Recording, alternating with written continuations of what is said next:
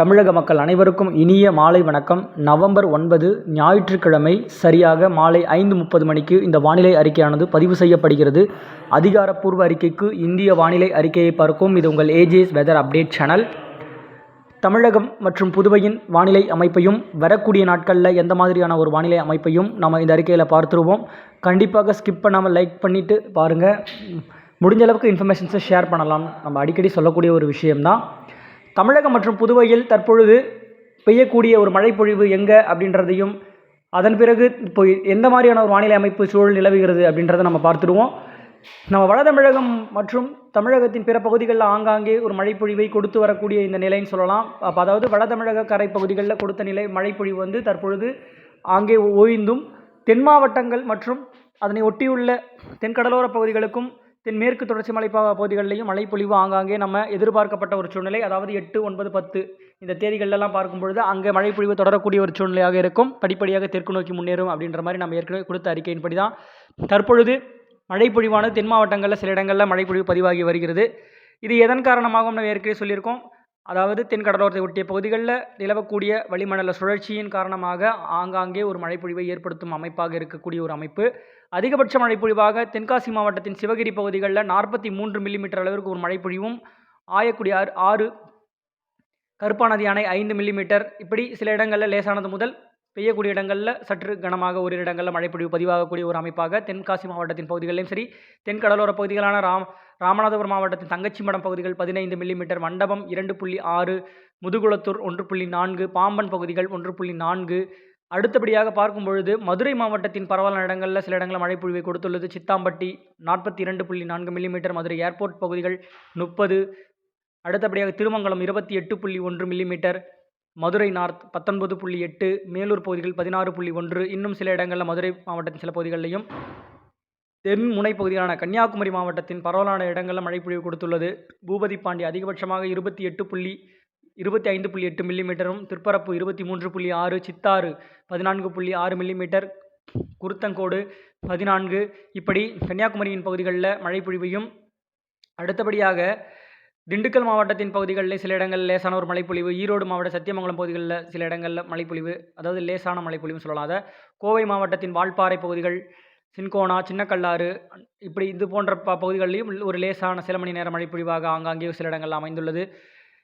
அடுத்தபடியாக இன்னும் பார்க்கும் பொழுது தென் மாவட்டத்தின் விருதுநகர் மாவட்டத்திலையும் சில இடங்களில் அருப்புக்கோட்டை, கோவிலங்குளம், விருதுநகர், அடுத்தபடி சிவகாசி ஆர்டிஓ ஆஃபீஸ் பகுதிகளிலையும் சில இடங்களில் லேசான ஒரு மழைப்பொழிவையும், திருப்பூர் மாவட்டத்தின் உடுமலைப்பேட்டை பகுதிகள், அமராவதி அணைக்கட்டு பகுதிகளில் சில இடங்களிலையும், திருவள்ளூர் மாவட்டத்தின் சோழாவரம் பகுதிகளில் லேசாக 2 மில்லிமீட்டர் அளவிற்கு ஒரு மழைப்பொழிவு, திருநெல்வேலி மாவட்டத்தின் ஆளுமுக்கு பகுதிகள், ஊத்து பகுதிகளில் சில இடங்களில் ஒரு லேசான ஒரு மழைப்பொழிவை கொடுக்கும் நிலையில் இன்றும் தென்கடலோர பகுதிகளான தென் மாவட்டங்களின் சில பகுதிகளிலையும் மழைப்பொழிவு ஏற்படுத்தும் அமைப்பு இருக்கக்கூடிய ஒரு சூழ்நிலை. கண்டிப்பாக அந்த மழைப்பொழிவானது கேரளா ஒட்டிய பகுதிகளான தென் மேற்கு பகுதிகளிலையும், தென் மாவட்டத்தின் உட்புற பகுதிகளில் இப்போ நான் சொன்ன மாவட்டங்களில் சில இடங்களில் ஆங்காங்கே ஒரு லேசான ஒரு மழைப்பொழிவு அமைப்பாக இருக்கக்கூடிய ஒரு சூழ்நிலை. இந்த அமைப்பு வரக்கூடிய ஒரு நிகழ்வுகள், அதாவது வங்கக்கடலின் மத்திய பகுதிகளில் நிலவக்கூடிய வளிமண்டல சுழற்சி மெல்ல மெல்ல இலங்கைக்கு தெற்கு தென்கிழக்கு புறமாக அமைய பெற்று நமக்கு ஒரு மழைப்பொழிவை ஏற்படுத்தும் அமைப்பாக 10 தேதிக்கு பிறகாக எதிர்பார்க்கப்பட்ட ஒரு சூழ்நிலை. இது தென் மாவட்டங்களுக்கும், அதாவது இந்த இலங்கைக்கு தென்கிழக்கு புறமாக நீடிக்கப் போகக்கூடிய இந்த நிகழ்வின் காரணமாக நாளை முதலே சில இடங்களில் கடலோர பகுதிகளில் ஒரு சில இடங்களில் மழைப்பொழிவை ஆங்காங்கே ஏற்படுத்தும் அமைப்பு.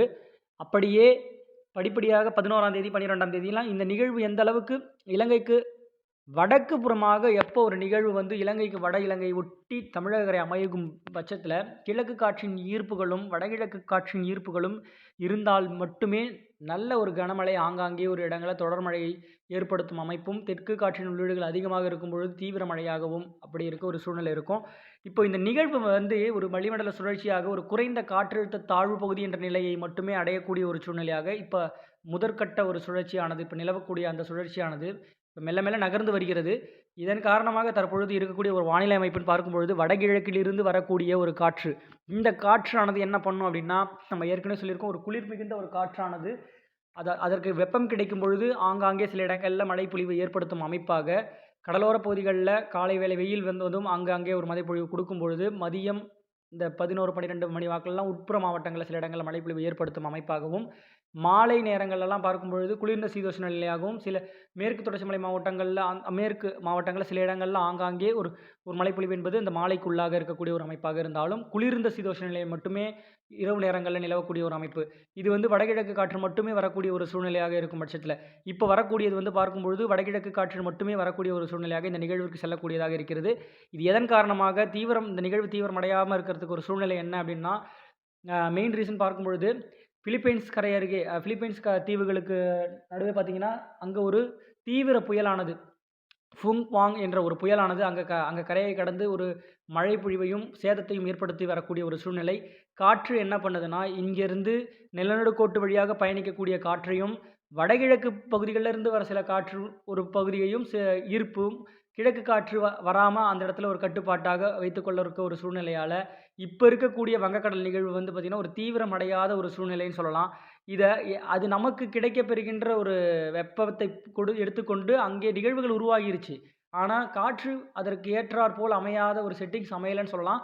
அந்த ஒரு அமைப்பு வந்து வரக்கூடிய நாட்கள்ல கண்டிப்பாக 15 தேதிக்கு பிறகாக இந்த தீவிரமடையாமல் இருக்கக்கூடிய நிகழ்வு முன்னேறி நமக்கு வந்து ஒரு வடகிழக்கு காற்றை மட்டுமே செலுத்தக்கூடிய ஒரு அமைப்பாக இருந்து கொண்டு, சில இடங்கள்ல ஆங்காங்கே ஒரு மழைப்பொழிவும், தென் மாவட்டத்தை ஒட்டிய பகுதிகள்லயும், டெல்டாவை ஒட்டிய நான் ஏற்கனவே சொல்றேன். டெல்டா மற்றும் தென் மாவட்டங்களுக்கு இந்த நிகழ்வினால் சில இடங்கள்ல ஆங்காங்கே ஒரு சில இடங்கள்ல மழைப்பொழிவையும், அவ்வப்பொழுது கடலோரத்தை ஒட்டிய பகுதிகள்ல தொடர் மழையாக சில இடங்கள்ல இருக்கக்கூடிய ஒரு அமைப்பாக இருக்கக்கூடிய ஒரு சூழ்நிலையில, தெற்கு அந்தமான் கரை பகுதிகள்ல கிட்டத்தட்ட தாய்லாந்து வளைகுடா பகுதிகளிலிருந்து வந்து சுமத்ரா தீவு அருகே ஒரு நிகழ்வு வந்து, இந்த இருக்கக்கூடிய ஒரு நிகழ்வை ஈர்ப்பின் பெற்று, அது ஒரு நிலையான ஒரு தீவிர நிகழ்வாக வரும் என்று எதிர்பார்க்கப்பட்ட ஒரு சூழ்நிலை. நம்ம கடந்த கால அறிக்கையில நம்ம குடுத்திருக்கிறது என்னன்னா, ஒரு புயலாக வலுப்பெறும் பட்சத்தில அப்படி வலுப்பெற்றால் தீவிர மழைப்பொழிவாக தமிழக கரை அருகே நெருங்கும் பொழுது கொடுக்கும் என்று நம்ம ஏற்கனவே நம்ம அறிக்கையில குடுத்திருக்கோம். ஆனா, இதில என்னென்ன மாற்றங்கள் ஏற்பட்டிருக்கு அப்படின்றதையும் நம்ம பார்க்கணும். இப்போ இந்த வரக்கூடிய நிகழ்வானது எந்த அளவுக்கு ஒரு நிகழ்வு வந்து தீவிரம் அடையாம வந்தா, அது தெற்கு நோக்கி அந்த அளவுக்கு வந்துச்சுன்னா, நமக்கு தமிழகத்திற்கு தெற்கு புறமாக இருக்கும் பட்சத்தில, ஒட்டுமொத்த தமிழகத்திற்கும் ஒரு மழைப்பொழிவு ஏற்படுத்தும் அமைப்பாக இருக்கும். ஆனா, இது அப்படியே வடக்கு நோக்கி செல்லும் பட்சத்தில, தெற்கு மழைப்பொழிவு குறைந்த பட்சத்திலயும், வடக்கு பகுதிகள்ல சில இடங்கள்ல ஆங்காங்கே ஒரு தீவிர மழைப்பொழிவாக இருக்கக்கூடிய ஒரு அமைப்பு இருக்கும். இப்போ இந்த நிகழ்வானது தமிழக கரை அருகே நம்ம ஏற்கனவே சொல்லியிருக்கோம், வட தமிழகத்தை ஒட்டிய கரை பகுதிகள்ல வரக்கூடிய ஒரு நிகழ்வாக இருக்கும்.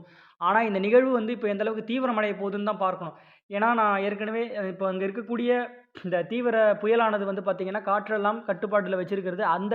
இந்த நிகழ்வு போயி, அது தென்சீன அதாவது கரையை ஒட்டிய பகுதி, சீன கடற்கரையை ஒட்டிய பகுதிகள்ல போயிட்டு அது வலுவிழந்து, செயலிழந்து மீண்டும் காற்றை எல்லாம் திசை மாற்றி அமைக்கக்கூடிய ஒரு சூழ்நிலையாகவும், இந்த நிகழ்வு உருவாகக்கூடிய ஒரு நிகழ்விற்கு காற்றெல்லாம் மீண்டும் வந்து இதற்கு வந்து கிழக்கு காற்றின் உள்ளீடுகள் என்பது 15 தேதிக்கு பிறகு அந்த ஈஸ்ட்ல விண்ட்ஸ் எனப்படும் அந்த விண்ட்ஸ் எல்லாம் வந்து நமக்கு இந்த நிகழ்வுக்கு கிடைக்கப்பெறும் நிகழ்வாக இருக்கும் பட்சத்தில, கூடுதல் மழைப்பொழிவு என்பது தமிழக கரை அருகே நெருங்கி வரும் பொழுது, அந்த ஏறக்கூடிய இட அமைப்பை பொறுத்து மாறுபடும். நம்ம நேற்றைய அறிக்கையில அதாவது நேற்றைய முந்தின அறிக்கைன்னு நினைக்கிறேன். அது குடுத்திருக்க அறிக்கையில பார்க்கும்பொழுது நம்ப, அ இந்த நிகழ்வு இன்னும் 10 நாட்கள் இருக்கிறது. அதாவது குறைந்தபட்சம் 10, 15 நாட்கள் இடைவெளி இருக்கக்கூடிய ஒரு சூழ்நிலையில, நம்ம இப்படிதான் வரும்னு நம்ம இப்போ சொல்ல முடியாதுன்னு நம்ம ஏற்கனவே சொல்லியிருக்கோம். ஆனா நிகழ்வு தீவிரமடைந்து, கண்டிப்பாக ஒரு தீவிர புயலாக உருப்பெற்றால், அது எந்த அளவுக்கு அந்த டைம்ல நமக்கு வந்து உயரழுத்தங்கள் இருக்கப் பெறுகிறதோ, அதனுடைய தாக்கம் எந்த மாதிரி இருக்கு அப்படின்றதையும் நாம பார்க்கணும். உயரழுத்தமானது ஆப்கானிஸ்தான், பாகிஸ்தான் போன்ற கல்ஃப் கண்ட்ரீஸ்லேருந்து வரக்கூடிய அந்த உயரழுத்த பகுதிகள், அந்த காலகட்டத்தில வட இந்திய நிலப்பகுதிகள்ல எங்க நிலவப் பெறுகிறதோ, அதனை பொறுத்து இந்த நிகழ்வு உள்ளே முன்னேறி செல்லும். வடக்கு நோக்கி எந்த அளவுக்கு பயணிக்கப் போகிறது. ஆனா, நாம குறிப்பிட்டிருக்கிறது வட தமிழகம் வரைக்கும் வாய்ப்பு இருக்கிறது அப்படின்னு நம்ம சொல்லியிருக்கோம். ஸோ, இப்போ இது வட தமிழகம் வரைக்குமே இந்த வரக்கூடிய நிகழ்வானது அது தீவிரத்தை அது அப்புறம் பார்த்துக்கலாம். இந்த நிகழ்வு எந்த அளவுக்கு வட தமிழகத்தை ஒட்டி அமையப் போகிறது அப்படின்னு நம்ம பார்க்கும் பொழுது, அதாவது முன்னேறி சென்றால் வட தமிழகம் வரைக்குமே. டெல்டா முதல் வட தமிழகம் வரைக்கும் நம்ம எதிர்பார்க்க கூடிய ஒரு இடமாக இருந்தால், அது ஏறக்கூடியது ஒரு வட தமிழகமாக இருந்தால், டெல்டா மாவட்டத்திற்கும் சரி, தென் மாவட்டத்தை காட்டிலும் வட மாவட்டங்கள்ல சில இடங்கள்ல மழைப்பொழிவு தீவிரமாக அமையும். அதுவே நம்ம தென் மாவட்டத்தை ஒட்டி அதாவது டெல்டா மாவட்டத்தை ஒட்டி அமைய பெற்றாலோ நமக்கு ஓரளவுக்கு உள் தமிழகத்தில மழைப்பொழிவு பரவலான பகுதிகள்ல நல்ல ஒரு கனமழை பொழிவையும் ஏற்படுத்தக்கூடிய ஒரு அமைப்பாக இருக்கும். கண்டிப்பாக நிகழ்வு 15 தேதிக்கு பிறகு உருவாகி அது சற்று தீவிரமடைந்து, இப்ப தீவிர புயலாக நாம ஏற்கனவே ஒரு 90 முதல் 100 கிலோமீட்டர் அளவிற்கு ஒரு காற்றாக இருக்கக்கூடிய ஒரு புயலாக இருக்கும் பட்சத்தில, கண்டிப்பாக மழைப்பொழிவும் தீவிரமாக ஆங்காங்கே அமையப்பெறும் என்று நம்ம ஏற்கனவே சொல்லியிருக்கோம். இது இப்போ நம்ம கடல் நீரோட்டத்தை பொறுத்தவரைக்கும் வலுவா நம்ம ஏற்கனவே சொல்லியிருக்கோம். இலங்கைக்கு கிழக்கு புறமாக ஒரு சில நம்ம கடந்த கால அறிக்கையில பார்த்திருப்பீங்க.